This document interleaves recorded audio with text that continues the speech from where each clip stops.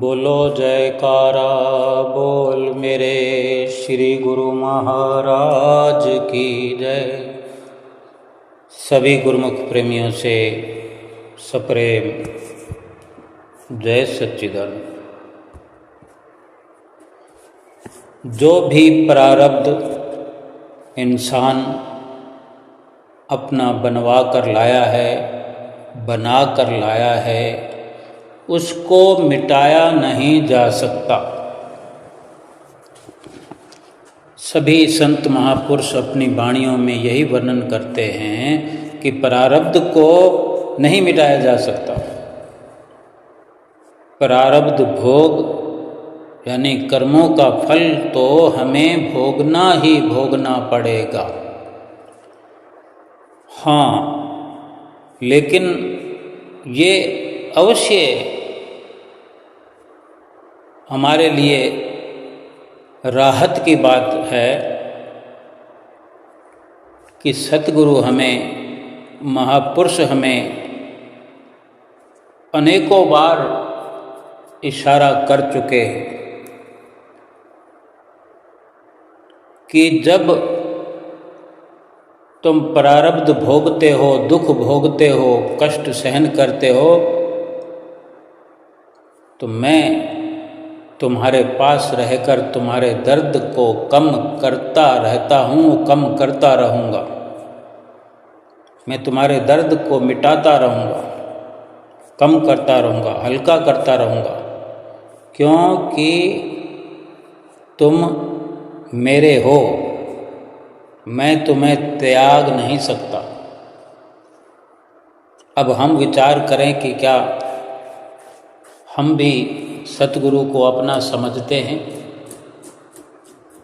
अगर हम अपना समझते हैं तो उसका सीधा सीधा मतलब यही होगा कि अपनों की बात हर कोई मानता है।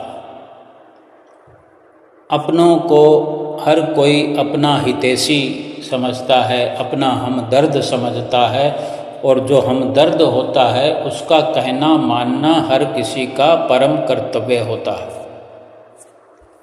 सांसारिक स्तर पर हम जिसको अपना समझते हैं, जिसको अपना मान चुके होते हैं, हम उसकी हर बात भी माना करते हैं, विश्वास के साथ यकीन करते हुए उसकी बात को मानते हैं, और उसका नफ़ा या नुकसान फिर हमारे यकीन के अनुसार होता भी है। ये तो एक सांसारिक बात है।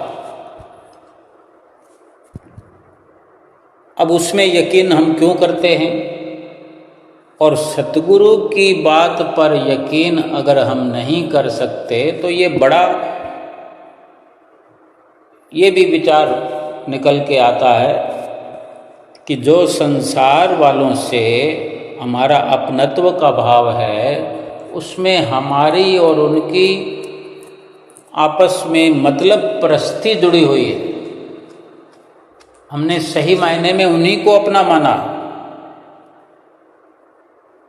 इसलिए उनका कहना तो मानते हैं, लेकिन भगवान का, सतगुरु का कहना मानने में हम आलस करते हैं, ढील करते हैं, सोच विचार करने लग जाते हैं। जहाँ सत्यता पर पूरा खरा उतरने वाले सतगुरु के वचन, सतगुरु की हिदायत, सतगुरु की ओर से दिया गया भरोसा, बार बार उनका ये कहना कि हम तुम्हारे साथ यहाँ पर भी हैं और परलोक में भी हम तुम्हारे साथ रहेंगे, यानी तुम्हें हम अकेला छोड़ेंगे नहीं अगर तुम हमारी बात मानो। अब हमें जब तक यकीन नहीं हो, सच्ची बातों पर हम यकीन नहीं करते, सच्चे हितैषी सतगुरु महापुरुषों पर हम यकीन नहीं करते, और संसार के इन झूठे रिश्तों में जो हमने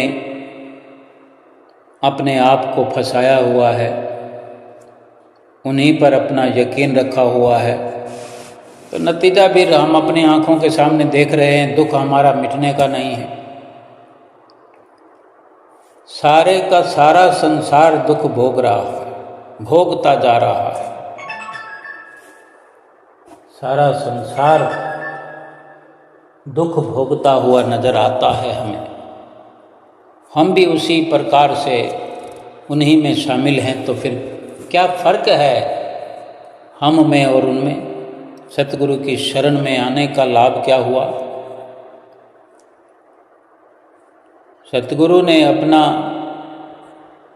फैसला बताया कि मैं तुम्हारे साथ होता हूँ जब तुम दुख भोग रहे होते हो। अगर हमें महसूस होता हो, अगर हमारे ये समझ में बात आती हो कि हम दुखी हैं और हमारे सतगुरु हमारे साथ हैं, तो इस यकीन के होने से हमारा दुख जो है आधा अधूरा हो जाता है, आधे से भी आधा हो जाता है, उससे भी कम हो जाता है। क्योंकि जो सतगुरु को अपना समझते हैं, अपना हितैषी समझते हैं, लोक परलोक का साथी समझते हैं, वो अपने आप को उनके हवाले किए होते हैं कि जो मेरे सतगुरु की मौज। क्योंकि कर्म तो मैं स्वयं करके आया हूँ। अब हम जो कर्म करके आए हैं, उनका जो प्रारब्ध बना है, हमें वो प्रारब्ध भोगने के लिए मिल गया है, दे दिया गया है। अब हम सतगुरु के रहनुमाई में हैं, उनका कहना मान करके हम अपना जीवन व्यतीत कर रहे हैं, तो थोड़ा सब्र भी करना पड़ेगा। सब्र करना निहायत जरूरी है, क्योंकि कोई भी काम जब किया जाता है तो उसमें अवसर तो लगता ही है, कुछ समय तो उसमें लगता है ठीक होने में। अगर कोई दुख की अवस्था आई है और हम यत्न कर रहे हैं दुख मिटाने का, तो उसमें वक़्त तो लगेगा ही। किसी दुख के, किसी सूली के कांटा बनने के लिए समय तो चाहिए ही, क्योंकि जाने कितने कर्म हमने किए और हम चाहते हैं कि उनका निवारण पल भर में हो जाए, तो ये नहीं हो सकता। जैसे अगर कुआं खोदना शुरू करते हैं, भविष्य में पानी की कमी को मिटाने के लिए, समाप्त करने के लिए, पानी की कमी पूरी करने के लिए जब कुआं खोदना शुरू किया जाता है, तो पहले पहले मिट्टी, कीचड़, यही सब निकलता है। मिट्टी से भरा पानी, गंदा पानी निकलता रहेगा, निकलता रहेगा, निकलता रहेगा, और फिर एक लंबे प्रयास करने पर, लंबे प्रयास के बाद साफ जल प्राप्त हो ही जाता है। ऐसे ही महापुरुषों के वचनों में हम अक्सर सुनते हैं कि सब रोगों का औषध नाम, यानी सभी रोगों की दवा जो है नाम है, प्रभु का सुमरन है। सब कुछ, सब प्रकार के दुख प्रभु का नाम जपने से मिट जाते हैं। समय लगता है, अब सुमरन जो हम करते हैं तो उसमें भी हम सब्र नहीं करते। सुमरन की शुरुआत भी ऐसे ही होती है जैसे शुरुआत में कुआं खोदने पर मिट्टी, कचरा, गंदा पानी निकलते निकलते आखिर साफ सुथरा जल, शीतल जल प्राप्त हो जाता है। ऐसे ही भजन सुमरन की शुरुआत करने पर सब बुरे विचार, बुरे ख्याल और जिन जिन से हम मिलते हैं, जिन जिन से व्यवहार करते हैं, जिन जिन से बात करते हैं, कभी कभी तो ऐसे ऐसे लोगों के ख्याल आ जाते हैं मस्तक पर, हम भगवान को देखना चाहते हैं लेकिन हमें वो व्यवहार करने वाले हमसे, बात करने वाले हमसे भगवान की जगह नजर आते हैं मस्तक पर, आंखें बंद किए हुए बैठे, और हमें वही सब दिखता है जिन जिन से हमने अपना रिश्ता बनाया हुआ है। कभी कभी ऐसे ऐसे ख्यालात और ऐसी ऐसी शक्लें सामने आती है जिनको देखे हुए, मिले हुए, बातचीत किए हुए बरसों हो गए हैं, उनकी शक्लें भी सामने आकर खड़ी हो जाती है तो हम उससे मिलने तो नहीं गए, ना उन्हें फोन किया, ना उनकी कोई घर में बात चलाई, ना कोई किताब में उनका नाम पढ़ा, कुछ भी ना करने पर भी उनकी शक्ल क्यों आ गई सामने कि वो हमारे अंदर कहीं ना कहीं स्टोर की हुई है। हमने उस इमेज को कभी ना कभी तो उनसे हम मिले ही हैं, तभी तो कहते हैं कि आज मुझे फलां व्यक्ति की याद आ गई, आज मेरे सामने उसका चेहरा आ गया। और इसी बातचीत में पता लगता है कि वो जिसका चेहरा हम देख रहे हैं उसको तो मरे हुए को 10 साल हो गए, 20 साल हो गए, हमने तो उससे पहले ही तो बातचीत की होगी जब वो था।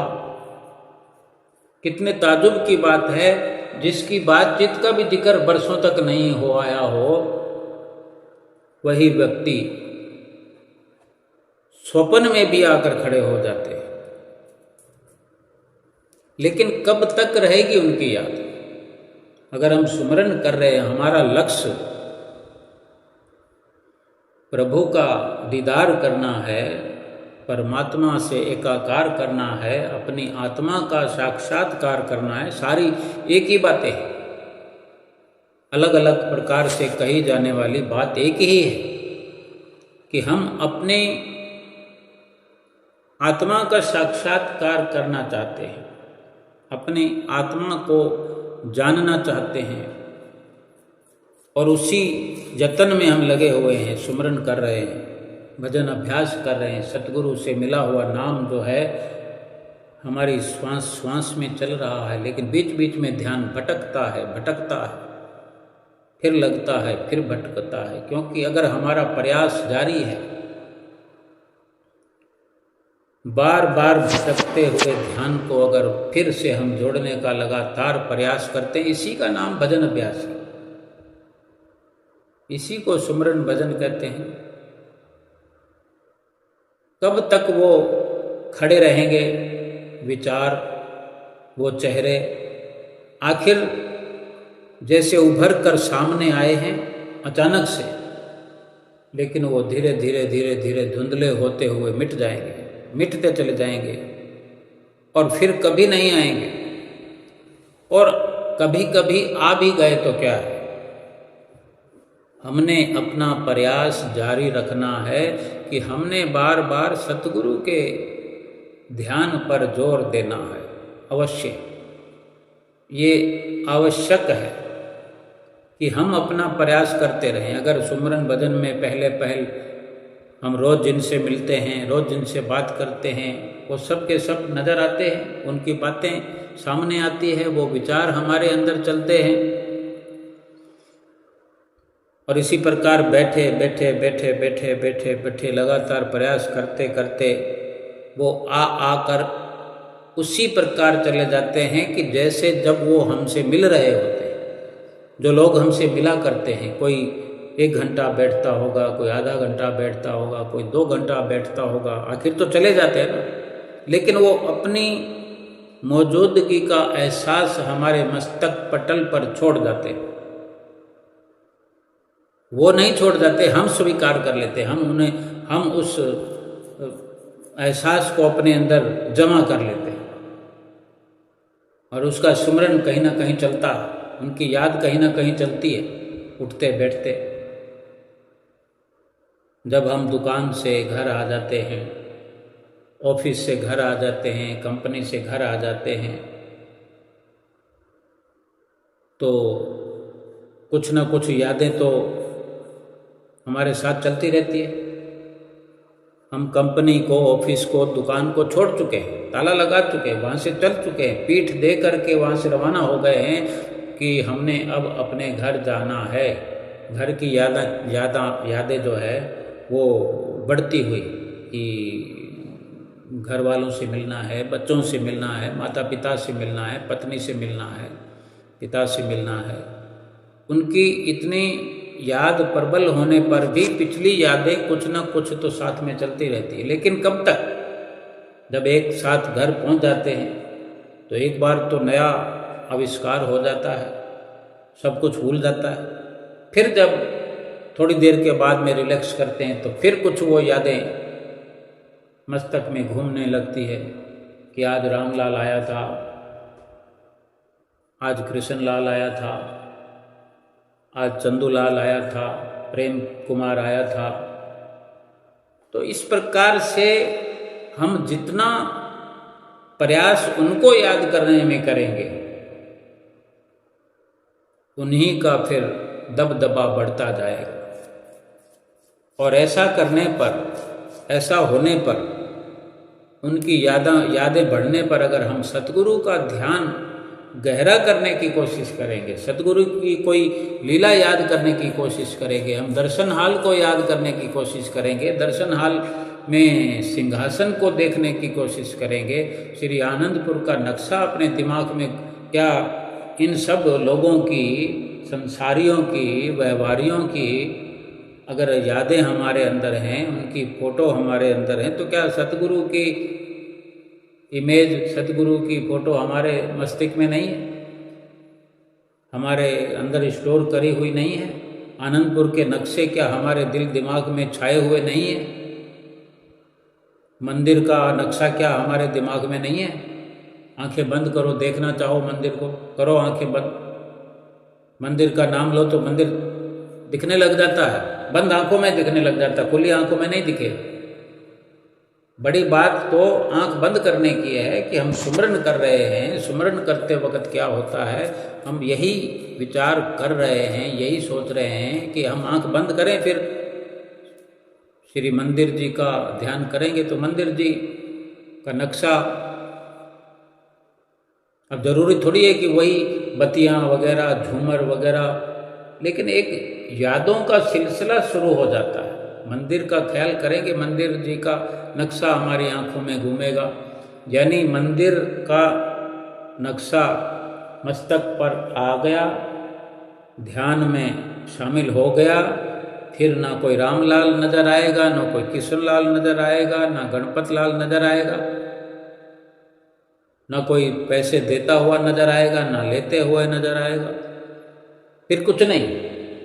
फिर हम जितना जी चाहे, जितनी देर चाहे मंदिर में खड़े रहे, हम दर्शन हाल को देखना चाहेंगे। ये चाहत तो बनानी पड़ेगी, क्यों? जब ये रामलाल, किशनलाल, फलाना राम, ढिकाड़ा राम, संगीता,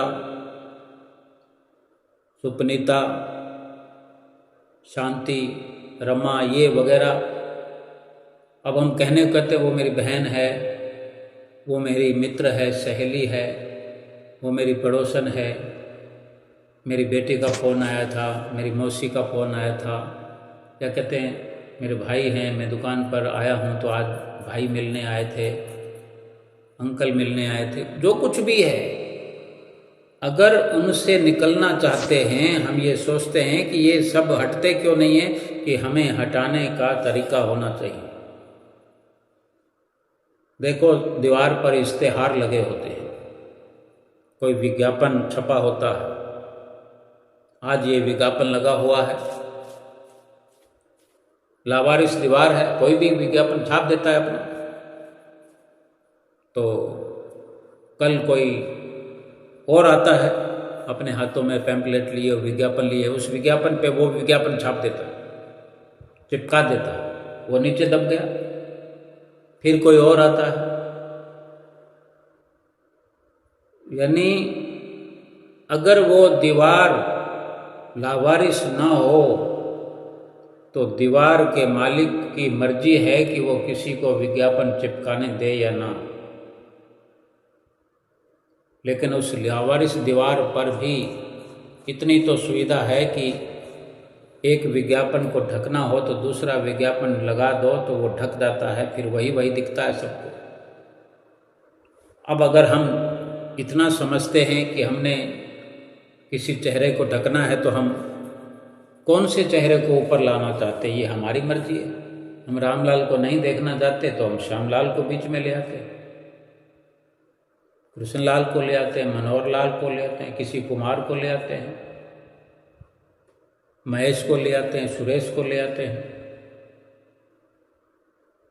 तो फिर कोई कारण नहीं कि हम सतगुरु का ध्यान न कर सके, यानी हमारे अंदर क्षमता है, हम जिसे चाहें उसे देखते हैं।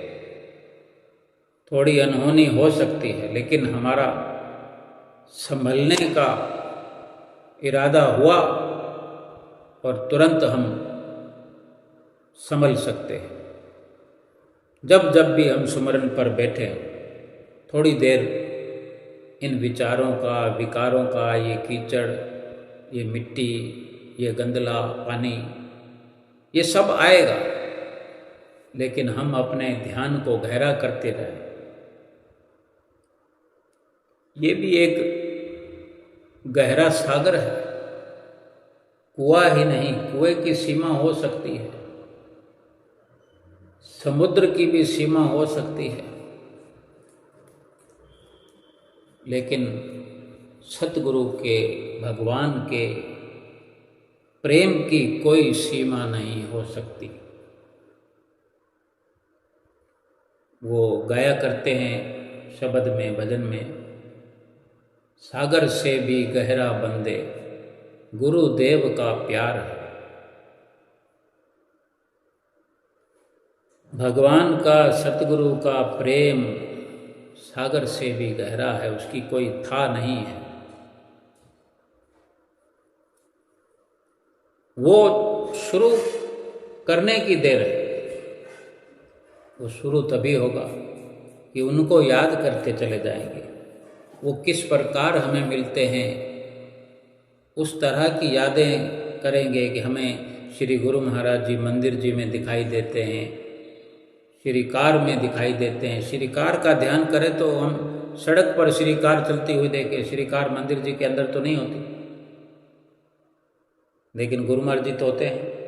और श्री कार का ध्यान करेंगे तो श्री कार सड़क पर चलती है, मंदिर के बाहर खड़ी होती है, और सब के सब स्टॉपेज कि श्री कार कहाँ रुकती है, कहाँ से चलती है, किस प्रकार सड़क पर चलती है, सड़क पर चल रही है श्री कार। अब दिन का समय है, चाहे हमारी आंख खुली है या आंख बंद है। आंख बंद करने का ज़्यादा लाभ इसलिए होता है कि आंख बंद होती है तो हमारे सामने कोई दीवार भी अगर है तो वो है, दीवार दिख रही है। आंख बंद करने से वो दीवार भी बाहरी तौर पर तो हमारी तरफ से हमने ख़त्म कर दी। अब आंख बंद करते हैं तो बेशक अंधेरा हो, क्या फ़र्क पड़ता है, लेकिन वो अंधेरा जो है वो सच्चा है। ये जो बाहर का जो प्रकाश है वो झूठा है। इस प्रकाश में जो नज़र आता है वो सब विचलित करने वाला है। आज अगर विचलितता है, आज अगर ध्यान भटकता है, संसार अगर भगवान की जगह संसार नज़र आता है आंख बंद करने पर, तो इसी वजह से कि हमने उसी के साथ अपना पूरा मुकम्मल संबंध जोड़ा हुआ है। पूरी हमारी यात्रा उस संसार पर हमने निर्भर कर ली है।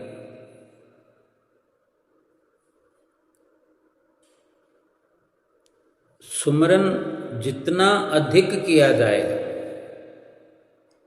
सर्वप्रथम तो इतना ही हम यकीन अपना पक्का करें कि 2 घंटे तो हमें निश्चित तौर पर कहा ही जाता है, इसी को पक्का करें।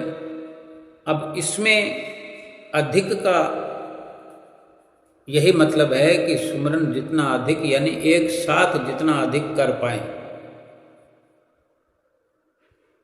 4 टुकड़ों में करते हैं, हमें छूट मिली हुई है, तो छूट इतनी है कि 4 टुकड़ों में पहले करना सीखें। फिर इन 4 टुकड़ों को आधा घंटा जो स्मरण करते, इनको कब जोड़ करके अधिक कर पाते हैं,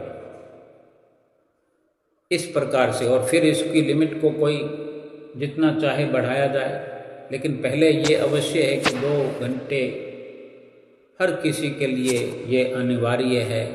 ऐसा हम रोज नित्य प्रति संतों महापुरुषों से सुनते हैं।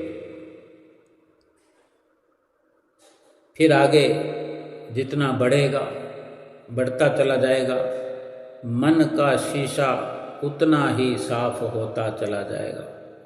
जब एकदम साफ हो जाएगा, फिर वो प्रेम जिसको अलग अलग तरीके से अलग अलग जगह पर वर्णन किया हुआ है, अलग अलग महत्व समझाया गया है प्रेम का, लेकिन प्रेम करने का लाभ एक ही है।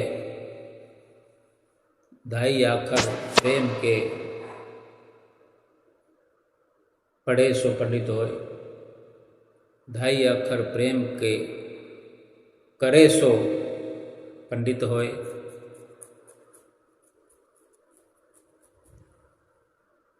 सीधा सरल रास्ता भजन सुमरन का महापुरुषों ने बताया है। और जो दुख हमारे जीवन में आते हैं, आ रहे हैं, वो हमारे ही बुरे कर्मों का नतीजा है। हम जब कर्म करते हैं, कहते हैं ना, दुख में सुमरन सब करे। दुख में ही क्यों करना? दुख में ही सुमरन की याद क्यों आ जाती है, भगवान क्यों याद आ जाता है?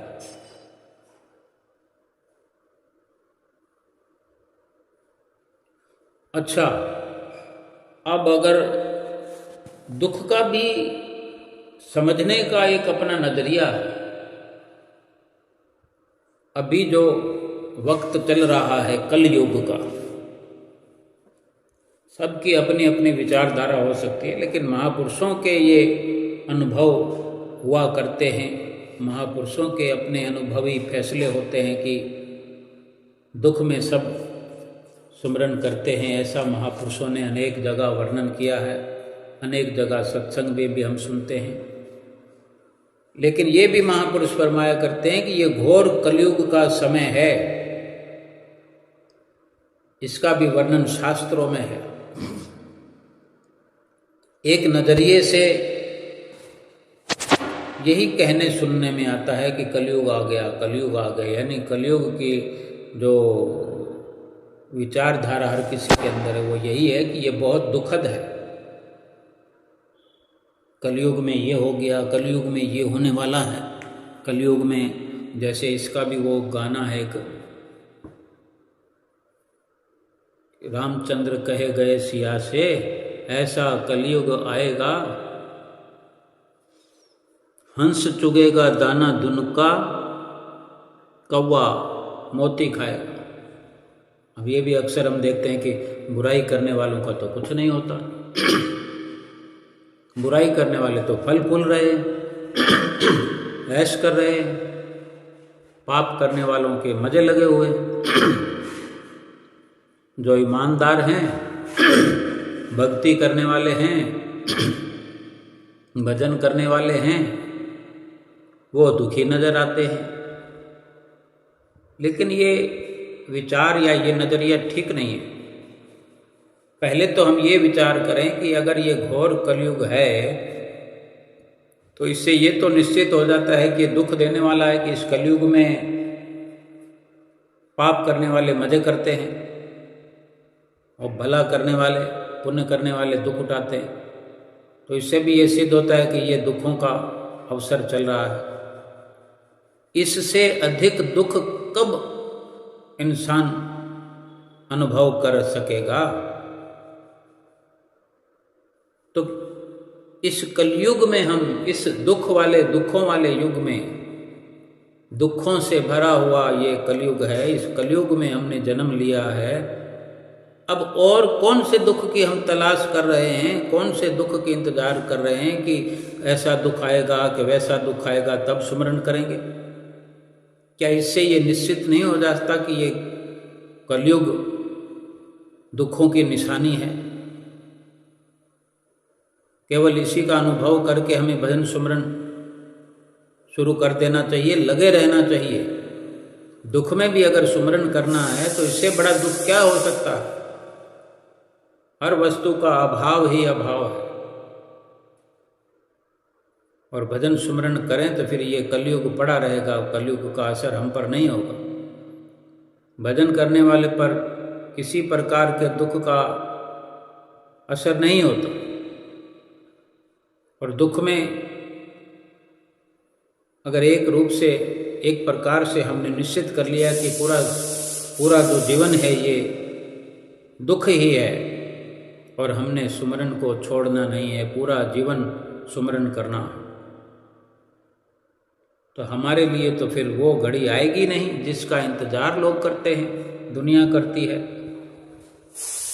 कि कोई हाथ टूट जाए, पांव टूट जाए, बुखार आ जाए, कोई और बीमारी आ जाए, कोई आपदा, कोई मुसीबत आ जाए, कोई आंधी तूफान आ जाए, कोई ऐसा कोई घटना घट जाए, क्या तब हम समझेंगे कि ये दुख की घड़ी है और इसमें हमें करना चाहिए कि अब दुख की घड़ी आई है तो सुमरन करो?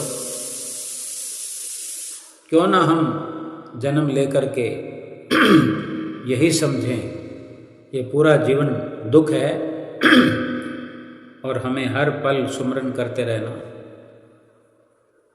ऐसा करने से तो दुख तो फिर कभी आएगा ही नहीं जिसको दुनिया दुख कहती है। संत महापुरुष तो यही इशारा करते हैं कि दुख समझकर ही सुमरन करो। इससे बड़ा दुख क्या हो सकता है कि हमें इस जीवन में एक चुनौती का सामना करना है, आत्मा का कल्याण करना है। कोई यहाँ अपना नहीं है, लेकिन हमने तो इस बात को बुलाया हुआ है।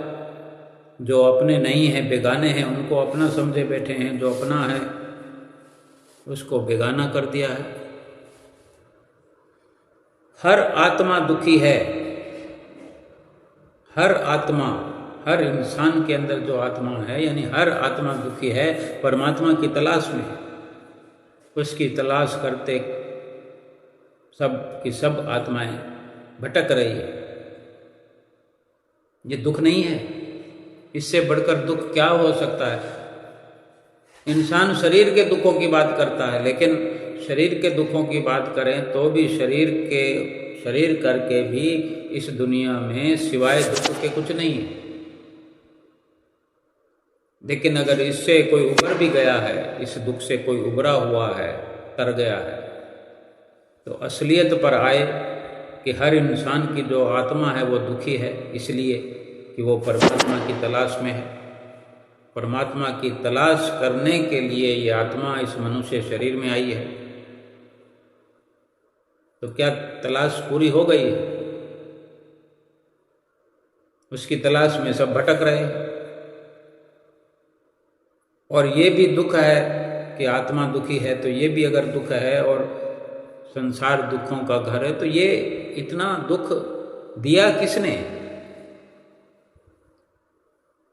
किसी ने किसी को दुख दिया नहीं है। हर मनुष्य का दुख स्वयं उसकी ही देन है या लेन है। हमें हमारा दुख हम ही ने दिया है, क्योंकि सबके हाथों में कर्मों रूपी कलम है।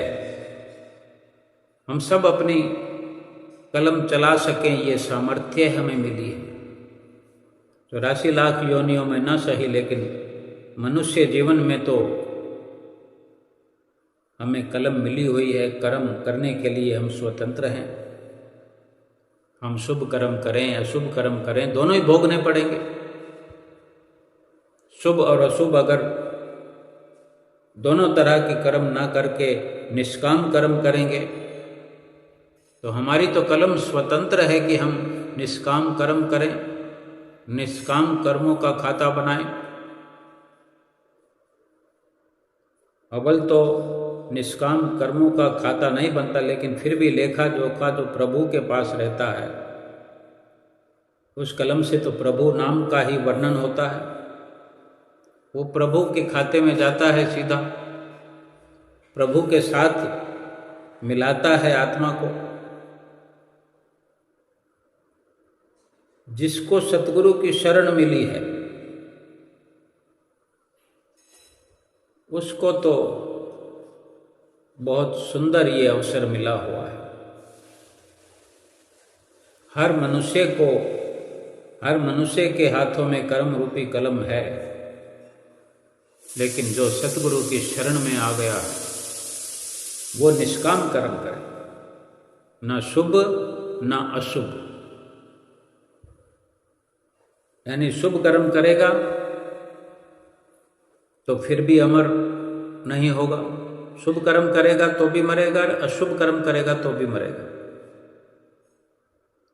लेकिन शुभ और अशुभ से ऊपर हो गया तो अमर हो जाएगा, परमात्मा से मिल जाएगा, लक्ष्य पूरा हो जाएगा। फिर काहे का दुख, फिर काहे का लेखा जोखा, फिर काहे का हिसाब किताब। संतन संग मेरी लेवा देवी, संतन संग व्यवहारा, संतन मोह को पूंजी सौंपी, हरि भक्ति भरे भंडारा। धर्म राय अब का करेगा जब फटियो सगला लेखा। 2 लाइनें इसके बीच में नहीं है, लेकिन अंत की यही है कि सतगुरु से, संतों महापुरुषों से ही हमारा व्यवहार हो, हमारा प्यार हो। और एक दिन पिछला लेखा सब फट जाएगा, समाप्त हो जाएगा, और आगे के लिए भोगने के लिए तो हमारे पास कुछ होगा भी नहीं। फिर तो कोई दुख दर्द तकलीफ हो ही नहीं सकती। अब हम विचार करें कि हम सतगुरु से मिलकर, शरीर से तो मिल गए, लेकिन आत्मा और परमात्मा का मेल करने के लिए क्यों देर कर रहे हैं? जब कलम हमारे हाथ में है, राह दिखाने वाले यानी रजिस्टर, कागज, ये कलम चलाने का क्षेत्र है। ये जीवन जो हमें मिला है अनमोल श्वासों रूपी खजाना, कि हम जीवन में वही कर्म करें निष्काम, जिससे हमें न सुख मिले और ना दुख मिले। सुख पाने के लिए भी संसार में आना पड़ेगा, जन्मना मरना पड़ेगा। दुख पाने के लिए भी हिसाब किताब चुकता करने के लिए संसार में जन्म मरण लेना पड़ेगा। और ये खाता कभी, ये सिलसिला कभी समाप्त ना होगा। जब तक हम ये सिलसिला समाप्त करेंगे नहीं, तब तक ये समाप्त होगा नहीं। यूं ही जन्म लेते रहेंगे, मरते रहेंगे। अगर कर्म करने के लिए हमें प्रभु ने स्वतंत्र कर दिया, सतगुरु ने हमें अपने साथ जगह दे करके, अपनी रहनुमाई दे करके हमें रास्ता दिखा दिया है, कर्म करने की युक्ति बता दी है, भजन सुमरन का हमें मार्ग दिखाया है, तो हम इस कर्म रूपी कलम से अपना भाग्य बनाएं, दुर्भाग्य क्यों बनाएं? आज अगर हम दुखी हो रहे हैं तो हमने खुद अपना दुर्भाग्य लिखा है। हर किसी को दुख है, किसी को छोटा दुख है, किसी को बड़ा दुख है, किसी को शरीर का दुख है, किसी को मन का दुख है, किसी को धन का दुख है, किसी को रिश्तों का दुख है, किसी का घर छोटा है, किसी का रंग काला है, किसी को कोई अभाव है, किसी को कोई अभाव है। पूर्ण तो सतगुरु है, और हमें पूर्ण होना है तो सतगुरु की संगत तो हमें मिल चुकी है। सतगुरु की आज्ञा पर चलते चले जाए। जब शरीर पर दुख आता है, जब कोई धन का दुख आता है, कोई बर्बादी हो जाती है, कोई दिवाला निकल जाता है, कोई घाटा हो जाता है, कोई शरीर का अंग भंग हो जाता है, या कोई और बहुत सी परेशानियां हैं, तब जाके ऐसा दुख होता है जब भगवान की याद आती है। फिर भगवान की हम खोज करते हैं, फिर ढूंढना शुरू करते हैं, कभी इस मंदिर में, कभी उस मंदिर में, कभी मस्जिद में, कभी गुरुद्वारे में, कभी चर्च में प्रार्थना करते हैं, सर पटकते हैं, और एक शिकायत हर प्रकार से चालू रहती है, मुझे दुख क्यों मिला, मेरा दुख मिटता क्यों नहीं, मेरा दुख दूर करो। अब भगवान की तलाश दुख आने पर करते हैं। दुख कौन सा? शरीर पर जो दुख आया, लेकिन दुख असल में है क्या? वो दुख तो आत्मा का है, जो हम जन्म लेते ही हमें समझना चाहिए। होश संभालने के साथ साथ हमें समझ लेना चाहिए। समझाने के लिए पर्याप्त मात्रा में, आज 5 साल के बच्चे क्या गुरु महाराज जी के सेवादार नहीं है, गुरमुख नहीं है, प्रेमी नहीं है क्या? उन्हें नाम नहीं मिला हुआ? कोई पाबंदी थोड़ी है। श्री आनंदपुर दरबार में, श्री आनंदपुर दरबार वाले, हारा वाले गुरु महाराज ने कभी किसी को नाम से वंचित थोड़ा ही रखा। जब कोई नाम की मांग करता है, शब्द की मांग करता है, उसी वक्त दिया जाता है। उसके लिए कोई अच्छा समय आएगा, वो समय मुंह से जिक्र किया, उसके बाद में फिर देर नहीं लगती। फिर उसी वक्त से हमें ज़रूरत होती है कि आत्मा की पुकार है, आत्मा की मांग है, आत्मा दुखी है, आत्मा का दुख मिटाना है। आत्मा का दुख मिटाने के लिए इस संसार में मनुष्य का जन्म मिला हुआ है, और पहले तो हमें पता ही नहीं कि हम किस लिए आए हैं। फिर कभी शरीर पर जब कोई दुख आता है, उंगली में चोट लग जाए, हाथ में चोट लग जाए, पाँव में, सिर में, कहीं भी कोई आघात हो जाए, किसी प्रकार का कोई दुख आए, परेशानी आए, फिर जो रटा रटाया किस्सा होता है कि भगवान को याद करने से ये हो जाता है, भगवान को याद करने से ये हो जाता है। उस वक़्त भगवान को याद करने से दुख कितना मिटेगा? अगर अपना पूरे जीवन का हमने प्रोग्राम बचपन से ही बनाया हो, सतगुरु की शरण मिल गई है, सबसे बड़ी बात है। हमें कहीं भटकने की जरूरत नहीं है। सतगुरु की शरण मिल जाने के बाद कहीं भी भटकने की जरूरत नहीं है। सतगुरु हमें निश्चित रूप से मिल गए हैं। अब उनको हम घर बैठे पा सकते हैं। बाहरी रूप से जो सतगुरु हमें मिले हैं, जो उन्हें नाम की बख्शिश करी है, नाम का हमें दान दे दिया, नाम का उपहार दे दिया, इतनी बड़ी नेमत से हमें नवाजा है। इसी नाम से ही तो प्रभु को पाना है, अपनी आत्मा का दुख मिटाना है, ये लोक सुखी और परलोक सुहेला करना है। वास्तव में अगर आत्मा सुखी होने लगती है तो शरीर के दुखों का मसला बाकी नहीं रहता, फिर धन के अभाव का दुख नहीं रहता, मन खराब है ये भी मसला बाकी नहीं रहता। कहते ना मूड खराब है, मन ठीक नहीं है, धन की कमी है, ये सब कमियां दूर हो जाती है, यानी फिर सब दुख दर्द मिट जाते हैं जब आत्मा का दुख मिटाने का हम प्रयास करने लगते हैं। शरीर तो केवल आत्मा का ठिकाना है, असल वस्तु तो आत्मा है ना। हम आत्मा को छोड़ करके शरीर को सुखी करने में लगे हुए। अब शरीर को कब सुखी करेंगे हम?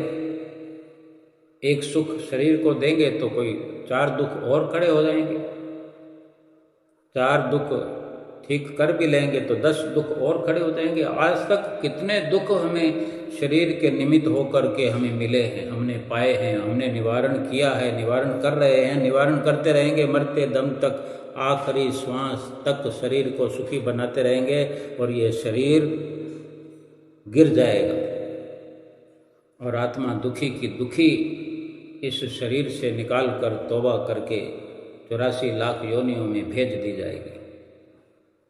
ये जीवन भर का हमारा प्रयास किस काम आया? और कहने को हम कहते हमने ये दान किया, हम ये दान करते हैं, मैं पुण्य करता हूँ, मैं शुभ कर्म करता हूँ, फिर वो शुभ कर्म और वो पुण्य कर्म 84 लाख योनियों में हमें वापस मिलते हैं। एक गाय सेठ साहूकार के घर बंधी हुई है, एक गाय गरीब के घर बंधी है, एक गाय गली में भटक रही है, जो मर्जी लाठी चला देता है उस पर। गरीब भी सुई लगा करके दूध प्राप्त कर लेता है। सेठ साहूकार के घर है जो खाती पीती है, कोई बंधन नहीं, लेकिन बड़ा बंधन तो यह है कि 84 लाख योनि है। लेकिन अपना किया हुआ तो आगे आएगा। जिसने दान पुण्य किया है वो राजा के घर, सेठ साहूकार के घर, इसी प्रकार के और भी जानवर हैं। कुत्तों की योनियां देख लो, कोई सेठ कुत्ता खरीद लाते हैं, कैसे रखते हैं उसको? नाजों से पालते हैं, नाजों से। उस कुत्ते का प्रारब्ध देखो, उसका भाग्य सितारा देखो। दूध मलाई खाता है, मटन गोश्त खाता है, यानी उसकी सेहत का ख्याल रखने के लिए देखो सेठ साहूकारों ने नौकर रख रखे हुए हैं। कोई मध्यम श्रेणी के सेठ हैं तो वो आप अपने साथ उसको सैर कराने जाते हैं। कितना सुंदर प्रारब्ध है उसका, लेकिन योनि कौन सी है? 84 लाख योनि। कौन प्यार करता है उस योनि से? कोई चाहता है कि मैं भी ऐसा बन जाऊं, ये योनि मिल जाए मुझे? कबीर गुरु की भक्ति बिना राजा गदा होए, माटी ढोए कुम्हार की घास न डारे को। ये तो वर्णन आद जुगाद से हुए पड़े कि अगर भगवान की सतगुरु की चरण शरण प्राप्त करके भगवान की भक्ति नहीं की, सुमरन नहीं किया, तो 84 लाख योनियों से कोई किसी को बचा सकता नहीं। और सुमरन किया, सतगुरु की शरण में आकर के उनकी आज्ञा व मौज में चलकर जीवन जिया, तो कल्याण आत्मा का अवश्य होगा, परमात्मा से मिलन अवश्य होगा, लेकिन जब तक काम अधूरा रहेगा मनुष्य जीवन से कोई वंचित नहीं कर सकता, मनुष्य जन्म मिलता रहेगा। भगवान श्री कृष्ण ने कहा है समय समय पर, हमारे श्री गुरु महाराज जी ने, श्री परमहंसों ने हर रूप में कहा है कि हमारा और आपका कोई ये एक जन्म का नाता नहीं है, अनेक जन्मों से हम साथ में चले आ रहे हैं। ये भक्ति का नाता, जब सतगुरु की शरण हासिल हमें हो गई है तो हम पूरा प्रयास करें, भजन सुमरन करें, नित्य नेम करें और सतगुरु की प्रसन्नता का ख्याल रखते हुए निष्काम कर्म करते चलें। वापस हमें बदले में कुछ मिले ऐसा कर्म नहीं करना है हमें कि मैं सुमरन करूं तो इसके बदले में ये मुझे मिल जाए। हम अपना नित्य प्रति का ये नियम बना करके ये निष्काम कर्म करते जाएं। मनुष्य जन्म का ये लक्ष्य समझ करके, सतगुरु ने, परमात्मा ने उपकार करके हमें मनुष्य जन्म दिया, इसका मान सम्मान करने के लिए ही सही, अपनी आत्मा को सुखी बनाने के लिए भजन स्मरण करते हुए जीवन व्यतीत करें और लोक परलोक सुहेला करें। बोलो जयकारा बोल मेरे श्री गुरु महाराज की जय।